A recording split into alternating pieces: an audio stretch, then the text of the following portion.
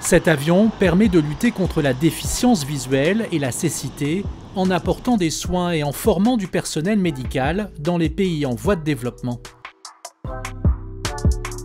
Cet hôpital volant appartient à la Fondation Orbis, une ONG fondée en 1982 à New York.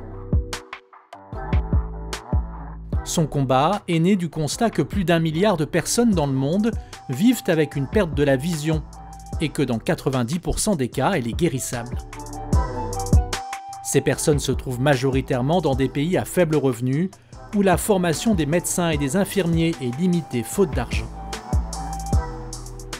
Pour remédier au problème, Orbis a trouvé la solution, un hôpital mobile avec une équipe médicale pour former sur le terrain aux dernières techniques ophtalmiques, fournir des traitements aux patients et réaliser des opérations chirurgicales à bord de l'avion et dans les hôpitaux locaux. Au tout début, un DC-8 a été donné par United Airlines. L'appareil a ensuite été converti en hôpital ophtalmologique. La première mission a été réalisée au Panama en 1982.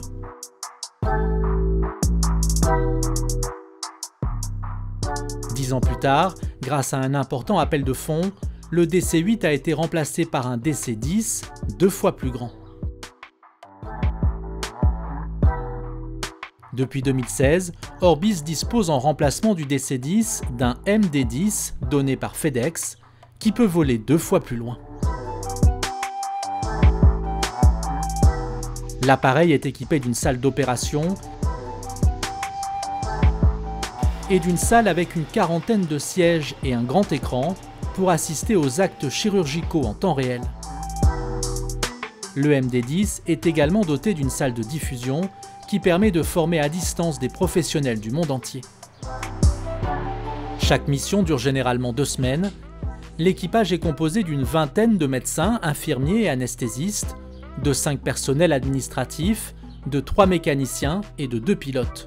Une trentaine de personnes au total.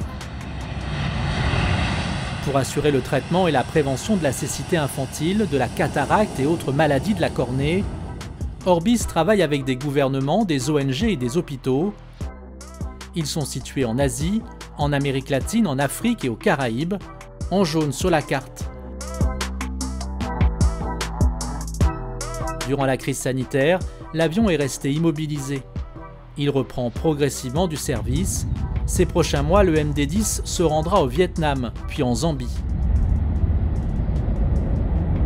Orbis fonctionne grâce aux dons et à quelques 400 bénévoles sur le terrain. Depuis ses débuts, la Fondation a soigné plusieurs millions de personnes. Alors si vous souhaitez vous aussi faire un don, vous pouvez vous rendre sur le site internet. On vous met le lien dans la description.